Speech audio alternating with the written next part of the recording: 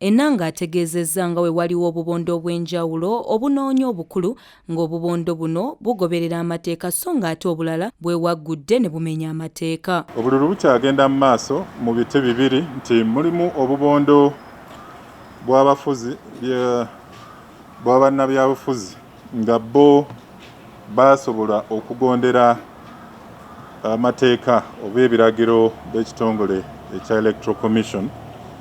Era bano babadde beewala nnyo okuba enkuŋŋaana ez'abantu abasukka mu 200.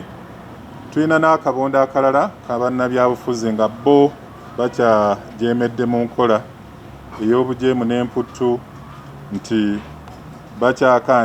bakyakandaliridde mu kukuba kampeyini zino mu nkola eyaabwe. Mu bufu bwe bumu Enanga ategeezezza nga bwe basanyukidde ekikolwa kya Electoral Commission okuyita abakulembeze bano okulaba nga babawa ebiragiro ebipya ng'ate yakukangavvula abo abajeemera amateeka.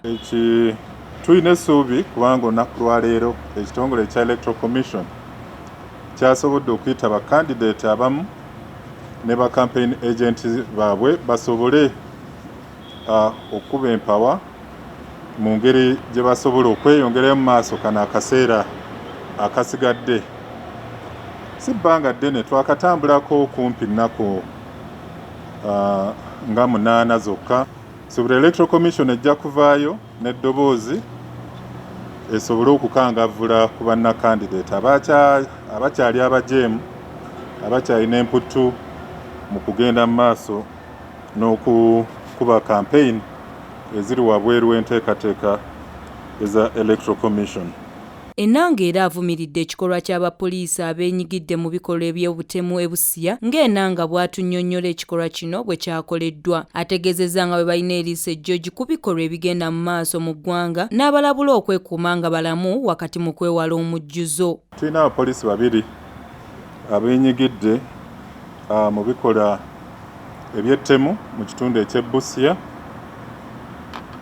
Era poliisi yaffe y'e Busia yasobodde okubakwata era nakati eri mu kugaziya okunoonyereza ku kufa